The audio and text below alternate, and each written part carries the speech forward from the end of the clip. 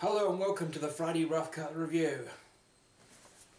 In this review I'm going to talk to you about Harry Potter and the Deathly Hallows Part II. So yeah, I'm talking about Harry Potter and the Deathly Hallows Part II. This review I've been really wanting to do because the Harry Potter series I grew up with. I remember seeing the first one with my dad in the cinema, and then seeing it every time a film came out. I've only ever read 3 of the books, so I'm not a big reader. I do love the books, are great, but I just forget. I sort of read a book, a couple of chapters, then completely forget I've been reading the book, and then realise a couple of days later, and then I've forgotten everything, and I get confused, and I have to start again. But yeah, Harry Potter and the Deathly Hallows Part II. This was actually really emotional to watch. Well, if you've grown up with the series, it's sort of in your mindset when you're watching it. If you're a fan, you're sort of in there like, this is it. This is a battle. This is when it's all going to end.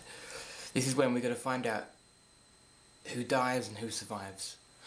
And believe me, this film is epic. I can't believe that it's just amazing.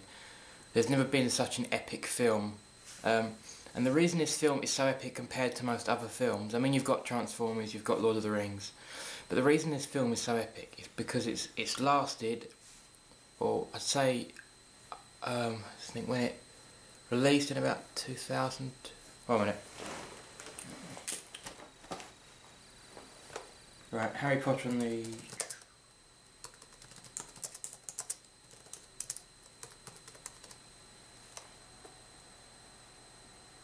Yeah, the films first started in 2001, and it's been 10 years, a big 10-year thing, with all those films being made and released.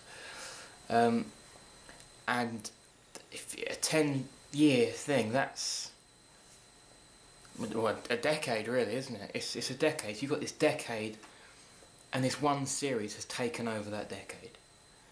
And I don't care what you throw in there, that series has most definitely taken over. I mean, a theme park has now been taken over with Harry Potter, which is Universal Studios. It was going to be built in England, which is where I think it would have made sense to be made here in England, but it's not a huge country,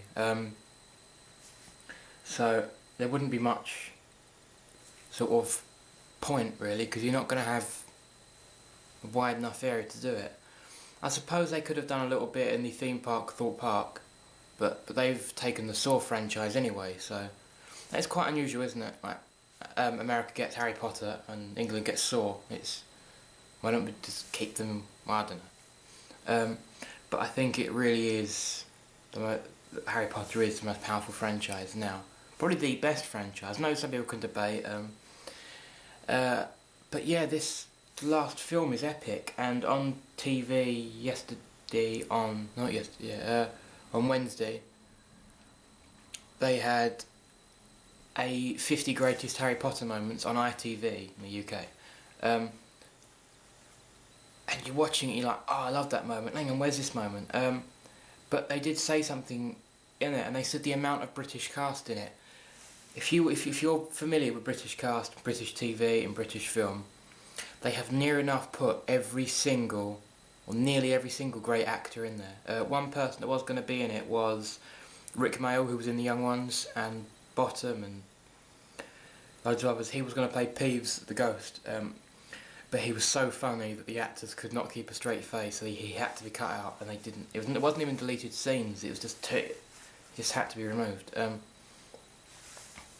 So yeah, the cast is huge. I was speaking to my mum about it, and it is unbelievably huge.